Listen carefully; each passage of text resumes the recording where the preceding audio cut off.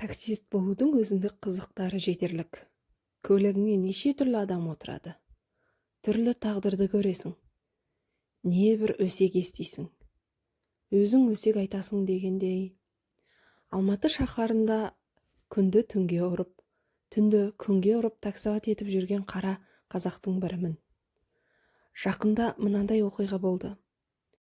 Сенбі күні көшеде түн ішінде жүріп келе жатыр едім.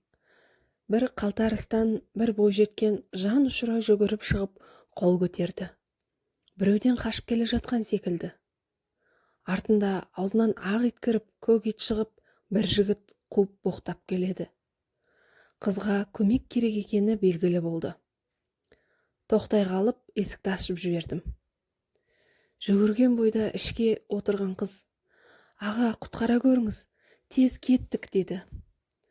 Газды басып, ытқыта жөнелдім.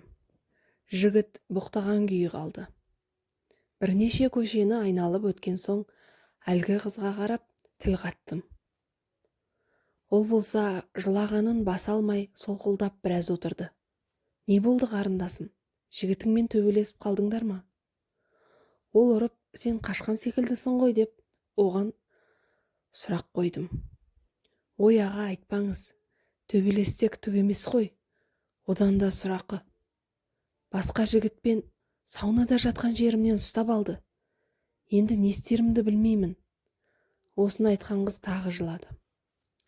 Біраздан соң қыз бар сырын жайып салды. Бір түрік мейрамханасында официант болып жұмыс істейді екен. Түріктердің сыры белгілі ғой. Жас қыз, әдемі қыз болған соң жұмысқа алады. Сосын келіп қырындайды. Олардың дегеніне көнбесе, ақшасын дұрыс төлемейді. Жұмыстан шығарып жібереді. Біз 3 қыз осы мейрамханада жұмыс істегелі 1 жылға жуық болды. Жаман емес. Рас, мейрамхана өте қымбат. Қалталылар болмаса, өзге жұрт есігінен сығалай алмайды. Ал келген қалталылар сенің әдемі бейнеңмен сымбатыңа қарап-ақ кейде артық ақша беріп кетеді. Табыс жаман емес. Бұл жерден кеткіміз жоқ. Оны мейрамхананың иесі түрік жақсы біледі. Жасы 50-ден асқан адам. 90-шы жылдардың ортасында Алматыға келіп, дөнер, бургер сатып осылай көтеріліпті. Қазір шалқығанбай. Бірнеше мейрамхана, кафелері бар. Қазақтың, орыстың қыздарын шыр айналдырып, демалып, рахат өмір көріп жүр. 3 қыз болып жұмысқа кіргенбіз. Ортамызда өте көрікті Жаннаны 1 айдың ішінде ашына жасап алды. Ақшасын өсірді. Оны официанттан келген клиенттерді қарсы алып, шығарып салатын меңгеруші қызметіне көтерді. Бізге де жаман қараған жоқ. Өйткені сұлу адамға қай жерде де есік ашық қой. Жақсы ақша төлейді. Амалсыз біз де оның айтқанына көне беретін болдық. Шындығы керек, жақсы жұмыстан шығып қалмас үшін онымен ара-тұра төсекте болып тұруға да келістік.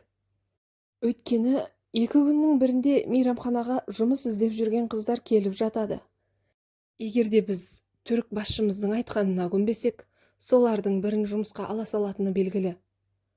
Ал ондайға көнбеймін деп жұлқынған намысты бірнеше қызды жұмыстан шығарып жіберіп, сөйтіп айтқанына көніп, айдауында жүретін қыздарды алды. Әлгі түрік бастық бізбен өзі демалғанымен қоймай, кейде Түркиядан келген достарының қойнына да салатын. Үшеуміздің де жігіттеріміз бар. Кейде сол түрік қонақтарды риза етеміз деп, амалсыз жігіттерімізге бүгін адам көп болды, сондықтан таң атқанша жүрдік. Ыдыс-аяқ жуыстық деп өтірік айтып жүрдік. Қазақтың жігіттері аңқау ғой, ақша келіп қалталарына салсақ, соған мәз. Ал ол ақшаны түріктің қойнында жатып тауып жүргенімізді қайдан білсін. Сөйтіп жүргенде, біреулерден өсек естіді ме білмеймін, жігітім мені аңди бастады. Ақыры міне, үстімізден түсті. Біз 5 қыз болып, 3-4 түріктің жігіті болып саунаға бардық. Соның ішінде емін жарқын демалып жатқанда жігітім кіріп келді. Ол сауна иесін түріктердің досымын деп алдап ішке енген сияқты. Әйтпесе, бөтен адамды ол жерге кіргізбейді ғой. Содан айқай шу төбелес, әрең қашып шықтым. Енді не істерімді білмеймін. Жалдап тұратын пәтеріме барсам, артымнан келіп өлтіріп кететін сияқты. Енді жұмысқа да бара алмаймын. Жігітімнің ол жерге барары да белгілі. Мейрамхана басшысы бұдан кейін мені жұмыстан қуатыны анық. Не істеймін білмеймін. Осыны айтқан қыз тағы да көз жасына ерік берді. Әу баста аяп едім. Енді ол қызға деген аяушылығым жоғалып кетті. Жұмыс үшін, ол жерден тапқан азғантай ғана ақша үшін сүйген жігітін өзгеге айырбастап жүрген қызды қалай аяу керек? Мұны білгенде жаңа көлікке отырғызбай тастап кету керек еді. Опасыздық үшін жігітті ұра ма, өлтіре ме өзі білер еді. Қарындасым, осы жерден түсіп қал.